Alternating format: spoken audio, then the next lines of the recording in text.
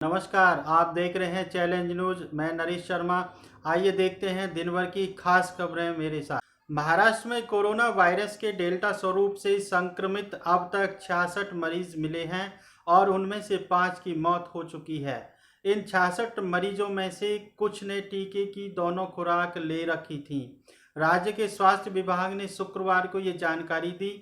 राज्य के विभिन्न हिस्सों से लिए गए नमूनों के जीनोम अनुक्रमण जांच में ये मामले आए हैं। मुंबई में कोरोना वायरस के डेल्टा प्लस स्वरूप के संक्रमण से 63 वर्षीय महिला की मौत का पहला मामला सामने आया है। जान गंवाने वाली इस बुजुर्ग महिला को कोविड रोधी टीके की दोनों खुराक दी गई थी। बीएमसी अधिकारियों ने कहा कि महिला की मौत के बाद उसके करीबी संपर्क में रह रहे लोगों में से कम 2 में भी वायरस के इस स्वरूप के संक्रमण की पुष्टि हुई है। वायरस का यह स्वरूप बेहद खतरनाक है। अखिल भारतीय गौरक्षा महासभा के राष्ट्रीय अध्यक्ष राजेंद्र कुमार खट्टर का आज हृदय गति रुक जाने से अकस्मात निधन हो गया। राजेंद्र कुमार खट्टर हिंदू समाज पार्टी के पूर्व राष्ट्रीय उपाध्यक्ष रहे हैं। यह प्रखर हिंदूवादी नेता थे। उनके निधन से परिवार में शोक की लहर व्याप्त हो गई है। 2 भाइयों को प्रेमी जोड़ी की शादी करवाना पड़ा महंगा। इन पर 34 लाख रुपए का जुर्माना लगा। राजस्थान के बाड़मेर से एक बेहद हैरान करने वाला मामला सामने आया है। यहां पंचायत ने 2 भाइयों पर 34 लाख रुपए का जुर्माना लगा दिया। दोनों भाइयों पर आरोप है कि उन्होंने लव मैरिज कराने में अपने रिश्तेदार की मदद की है।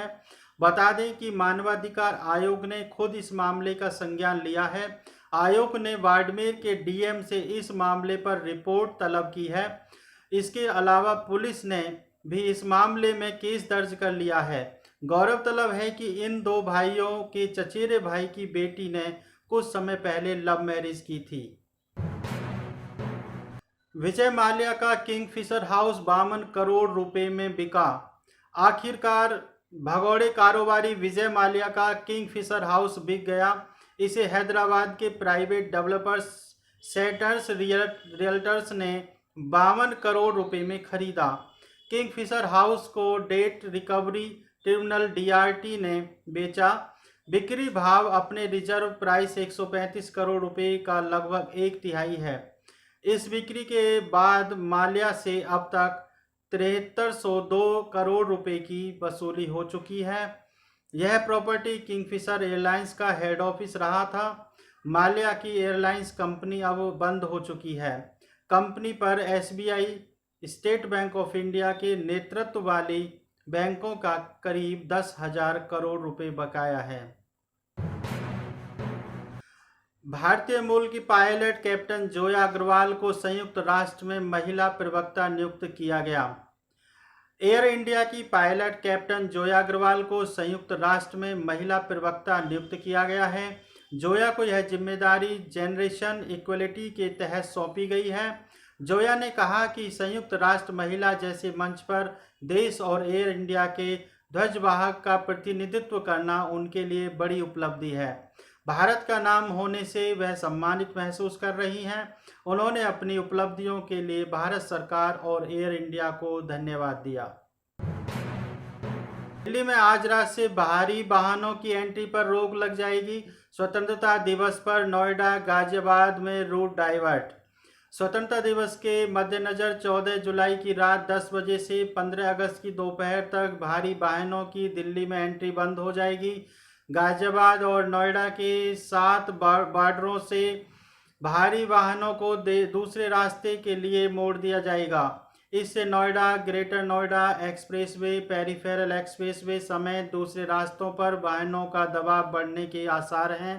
गाजियाबाद के एसपी ट्रैफिक रामानंद कुशवाहा ने बताया कि UP Ghazipur border, Wazirabad border, Seemapuri border, Maharajpur border से भारी वाहनों को दिल्ली में प्रवेश नहीं करने दिया जाएगा। कानपुर देहात में बीएसएफ जवान को गोली मारी। हाईवे पर घात लगाए खड़े थे 6 बदमाश।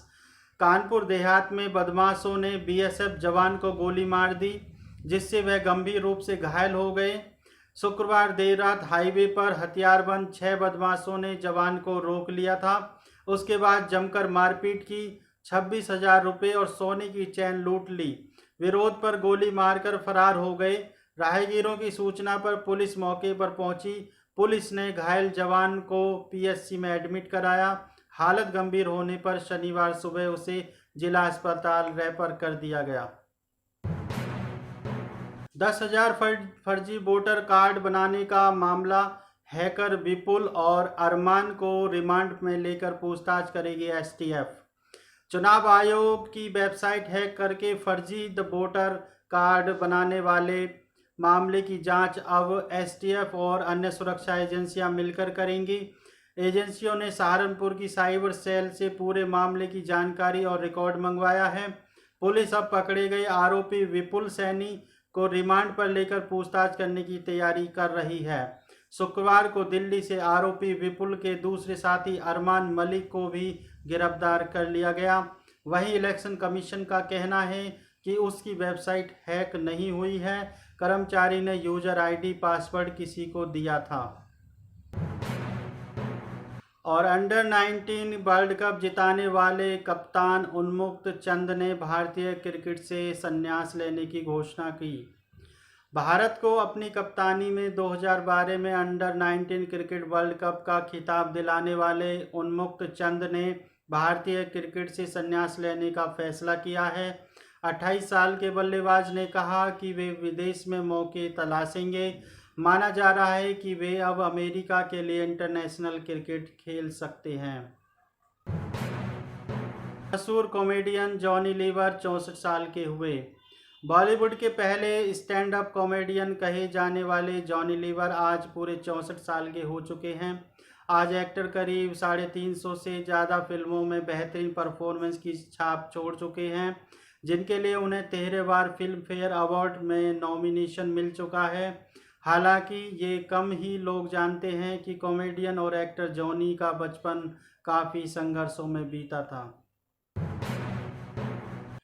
ये थी आज की खास खबरें। नई और ताज़ा खबरों के लिए जुड़े रहिए चैलेंज न्यूज़ के। जिन लोगों का जन्म दिवस है उनको बधाई देना चाहते हैं चैलेंज न्यूज़ की तरफ से। उन सभी लोगों को जन्मदिन की बधाई जिनका आज जन्म दिवस है। इसी कड़ी में आज यथार्थ शर्मा का जन्मदिन है।